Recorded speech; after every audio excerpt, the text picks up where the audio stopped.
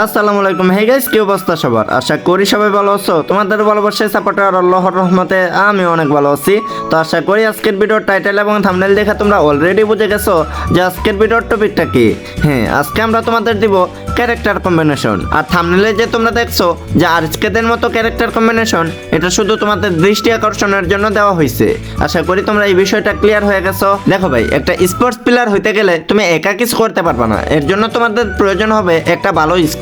তো স্কোর কিভাবে তৈরি করবা, যদি তোমাদের এই টপিকে ভিডিও লাগে তাহলে তোমরা জাস্ট আমাকে কমেন্ট বক্সে বলবা যে ভাই হ্যাঁ আমাদের এই টপিকে ভিডিও লাগবে, তাহলেই দেখবা তোমাদের ভাই তোমাদের টপিকে ভিডিও নিয়ে হাজির। তো চলো আর বেশ বক বক না করি, আজকের ভিডিওটা ছোট্ট একটা ইন্ট্রোর সাথে শুরু করি। তবে তার আগে যদি তোমরা এই চ্যানেলটা সাবস্ক্রাইব করে না থাকো তাহলে চ্যানেলটা সাবস্ক্রাইব করে দিও আর ভিডিওতে একটা লাইক করে দিও। তো চলো শুরু করা যাক।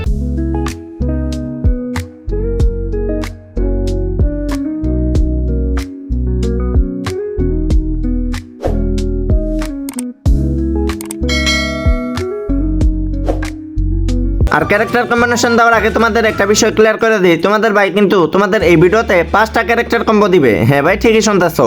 অনেকে কি করে, মানে তোমরা অনেক ভিডিওতে দেখছো যে 4টা করে ক্যারেক্টার কম্বো দেয়। তো 4টা করে ক্যারেক্টার কম্বো দিলে কি হয়, দেখা যায় কি অনেকের টিমে নেডার না রাখা সাপোর্টার রাখে। কিন্তু তোমরা যে ভিডিওগুলো দেখো ওইখানে দেখা যায় কি নেডারের ক্যারেক্টার কম্বো দিয়ে দিছে, সাপোর্টারের ক্যারেক্টার কম্বো দেয় নাই। তো তখন তোমাদের আবারও ইউটিউবে সার্চ করতে হয় যে সাপোর্টারের জন্য কোন ক্যারেক্টার কম্বো নিব। তো তোমাদের এইসব কথাবার্তা চিন্তা করে কিন্তু আমরা আজকের এই ভিডিওতে 5টা ক্যারেক্টার কম্বো দিব। তো তোমরা দেরি না করে এখনই এই ভিডিওতে লাইক করে চ্যানেলটা সাবস্ক্রাইব করে দিও, কারণ আমাদের এই চ্যানেলে এইসব রিলেটেড ভিডিওই দেওয়া হয়। তো এখানে আমরা ফার্স্টে স্নাইপার প্লেয়ারের ক্যারেক্টার কম্বো দিব। স্নাইপার প্লেয়ারের ক্যারেক্টার কম্বোর ফার্স্টেই আছে মারো ক্যারেক্টার। এটার কাজ হইতাছে তোমরা যখন লং থেকে ফায়ার করবা, এনিমির বেস যদি ভালোও থাকে তাহলে কিন্তু 160 150 করে ড্যামেজ দিবে, মানে এক কথায় বলতে গেলে তোমাদের বেশি ড্যামেজ দিবে। তারপরে আছে আমাদের মোকো ক্যারেক্টার। এটার কাজ হইতাছে তুমি যখন একটা এনিমিকে শট লাগাইবা তখন কিন্তু ওই এনিমিটার উপরে চিহ্ন উঠবে। আর তোমরা অনেকেই এই মোকো ক্যারেক্টারে কিছুই মনে করো না। দেখো ভাই, এখানে আমার এই কথাগুলা তোমরা একটু মনোযোগ দিয়ে শোনো।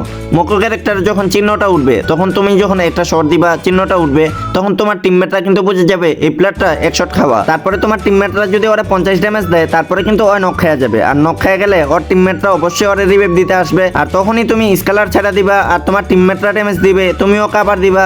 দেখবা ওই টিমটা ওইখানে নিমিশেই ওয়াইপ আউট হয়ে গেছে। তো তারপরে আছে আমাদের সাইলেন্সার ক্যারেক্টার। এই ক্যারেক্টারের নাম হইতাছে রাফেল ক্যারেক্টার। এটার এবিলিটি হইতাছে তুমি যখন এডাব্লিউএম চালাইবা তখন তোমার এডাব্লিউএম এ অটোমেটিক সাইলেন্সার অ্যাড হয়ে যাবে।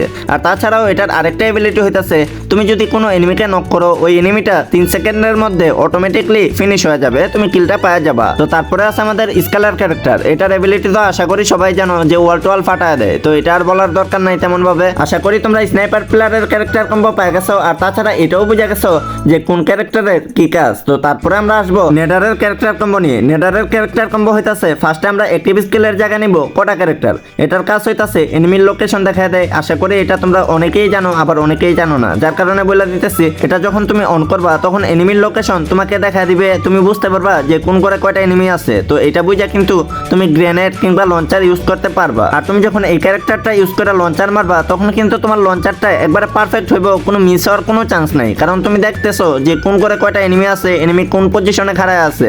তো এইগুলা দেখে তুমি যখন মারবা একবার পারফেক্টলি হইব, মিস হইব না কোনো। তো তারপরের ক্যারেক্টার স্কিলের দিকে যদি আমরা লক্ষ্য করি তাহলে এখানে দেখতে পাবো এখানে হইতাছে আলব্রো ক্যারেক্টার। এটার কাজ হইতাছে তুমি যখন গ্রেনেডটা ইউজ করবা তখন তোমার একটা গ্রেনেড থেকে 3টা গ্রেনেড বাইরে আইবে। তো তারপরে এখানে আমরা মোকো ক্যারেক্টারের পরিবর্তে এখানে নিব অলিভিয়া ক্যারেক্টার। এটার কাজ হইতাছে তোমার একটা গোল সার্কেল থাকবে, তোমার টিমমেটের যখন এইচপি কম থাকবে অথবা তোমার এইচপি কম থাকবে তখন দেখবা এই গোল সার্কেলের ভিতরে থাকলে তোমার টিমমেটরা অথবা তুমি তো অবশ্যই গোল সার্কেলের ভিতরে থাকবা, কারণ ক্যারেক্টারটাই তো নিছো তুমি। তো তুমি যখন এই গোল সার্কেলের ভিতরে থাকবা তখন তোমার এইচপি অটোমেটিকলি বাড়তে থাকবে যখন তোমার এইচপি কম থাকবে। তো তারপরের ক্যারেক্টারের এবিলিটি সম্পর্কে আশা করি তোমরা সবাই জানো, এটা হইতাছে নারী ক্যারেক্টার।